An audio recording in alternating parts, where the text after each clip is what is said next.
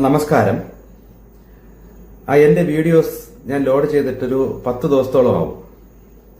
കാരണം ചെറിയൊരു അലർജി പോലെ വന്നിട്ട് ഈ ഓണ സമയത്ത് വീടൊക്കെ ഒന്ന് എന്റെ റൂമൊക്കെ ഒന്ന് വൃത്തിയാക്കിയ സമയത്ത് കുറച്ച് പൊടി അടിച്ച്, എനിക്ക് പൊടി അലർജി പെട്ടെന്ന് എഫക്ട് ചെയ്യുന്ന ആളാണ്.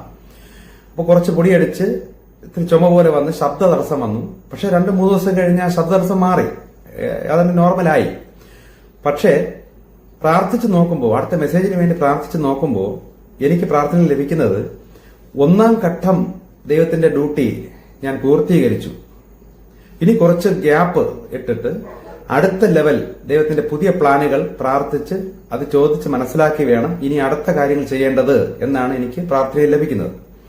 അതുകൊണ്ടാണ് പിന്നീട് മെസ്സേജ് ഇടാൻ ഞാൻ താമസിച്ച് പൊയ്ക്കൊണ്ടിരിക്കുന്നത്. ഇപ്പോഴും പലരും എന്തായി, അസുഖം എന്തെങ്കിലും വന്നോ, അല്ലെങ്കിൽ പ്രശ്നങ്ങൾ എന്തെങ്കിലും പറ്റിയോ, അസുഖം മാറിയോ, ചുമ മാറിയോ എന്നൊക്കെ ചോദിച്ച് പലരും വിളിക്കുന്നുണ്ട്. അതൊക്കെ മാറി, ഓക്കെ ആയി. പക്ഷെ പുതിയ മെസ്സേജുകൾ അടുത്ത ചെയ്യാനായിട്ട് പ്രാർത്ഥനയിൽ ഇപ്പോൾ ലഭിക്കുന്നില്ല. കാരണം 1-ാം ഘട്ടം പൂർത്തീകരിച്ചു. മെയിനായിട്ടും വേണ്ട അടിസ്ഥാന കാര്യങ്ങളെല്ലാം സകലർക്കും അറിയിച്ചു തന്നു കഴിഞ്ഞു. ഇതെല്ലാം കേട്ട് നിങ്ങളുടെയൊക്കെ ആത്മാക്കൾ ബലപ്പെട്ടിട്ടുണ്ട്. ഇനി നിങ്ങളുടെ ആത്മാവ് നിങ്ങളെ നയിച്ച് എന്റെ മെസ്സേജിലൂടെ എന്തൊക്കെയാണോ നിങ്ങൾ മനസ്സിലാക്കിയത്, അല്ലെങ്കിൽ നിങ്ങളുടെ ആത്മാവ് കേട്ട് ഗ്രഹിച്ച് പവർഫുൾ ആയത്, അതനുസരിച്ച് നിങ്ങളെ അതിലേക്ക് ട്രെയിൻ ചെയ്ത് കൊണ്ടുവരുന്ന ഒരു സമയം ഇനി അങ്ങോട്ടുണ്ട്. അപ്പൊ വെറുതെ ഞാൻ പറഞ്ഞത് തന്നെ ഇങ്ങനെ ഒരുപാട് കാര്യങ്ങൾ പറഞ്ഞുകൊണ്ടിരുന്നാൽ ഇനി അധികം പ്രയോജനം വരില്ല. അപ്പൊ ദൈവം ഇപ്പൊ പറയുന്നത് ആ ഒരു സ്റ്റേജ് ഡ്യൂട്ടി ഇപ്പൊ കഴിഞ്ഞിട്ടുണ്ട്. ഇനി അടുത്ത സ്റ്റേജിൽ ചില പുതിയ പുതിയ കാര്യങ്ങൾ ദൈവം പ്ലാൻ ചെയ്യുന്നുണ്ട്. അത് ചോദിച്ചെടുത്ത് പ്രാർത്ഥിച്ച് അതിന്റെ രീതിയിൽ മനസ്സിലാക്കി വേണം ഇനി കാര്യങ്ങൾ ചെയ്യേണ്ടത് എന്ന് പറയുന്നുണ്ട്. അതാണ് ഇപ്പോൾ ലേറ്റ് ആയത്. കുറച്ച് ദിവസം കൂടി ചിലപ്പം ഞാൻ മെസ്സേജ് ഒന്നും വിടാതെ ഞാൻ വെയിറ്റ് ചെയ്യും, പ്രാർത്ഥിക്കും. എന്റേതായ രീതിയിൽ ധ്യാനങ്ങളൊക്കെ ഒരുപാട് എനിക്ക് മുടങ്ങിയിട്ടുണ്ട്. പല ദിവസങ്ങളിലും ഒട്ടും സമയമില്ലാതെയും ഒക്കെ എന്റെ ധ്യാന രീതികളൊക്കെ ഒരുപാട് മുടങ്ങിയിട്ടുണ്ട്. ഇനി കുറച്ച് ദിവസം ഞാൻ കൂടുതൽ ദൈവത്തോട് ധ്യാനിച്ച് പല കാര്യങ്ങളും ചോദിച്ചെടുത്തിട്ടായിരിക്കും പുതിയ ലെവലിൽ ചില കാര്യങ്ങൾ ചെയ്യുന്നത്.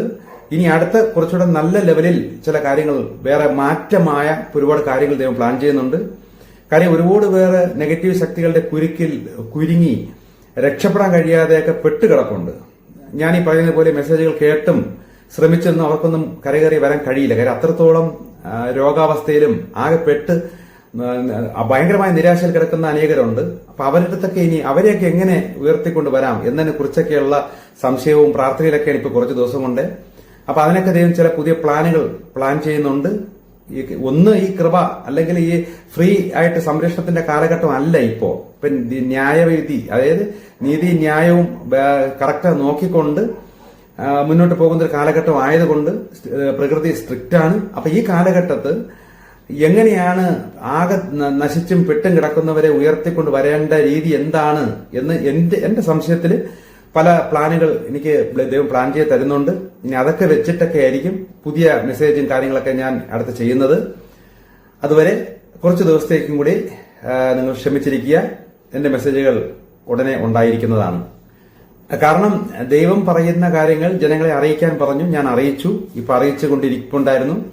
നിർത്തിവെക്കാൻ ദൈവം പറയുന്നു, ഞാൻ അത് നിർത്തിവെക്കുന്നു. ഇനി അടുത്ത അറിയിപ്പ് കൊടുക്കാൻ ദൈവം പറയുമ്പോൾ ഞാനത് ചെയ്യും. കാരണം ഞാൻ ദൈവത്തിന്റെ നിന്ന് കേട്ട് മനസ്സിലാക്കി ആണ് ദൈവം പറയുന്ന അനുസരിച്ചാണ് ഓരോ കാര്യങ്ങൾ ചെയ്യുന്നത്. അപ്പോൾ ഉടനെ അടുത്ത ഇൻഫർമേഷൻസുകൾ കിട്ടും. അതനുസരിച്ച് മെസ്സേജുകൾ ഉടനെ ഉണ്ടായിരിക്കുന്നതാണ്. ഓക്കെ.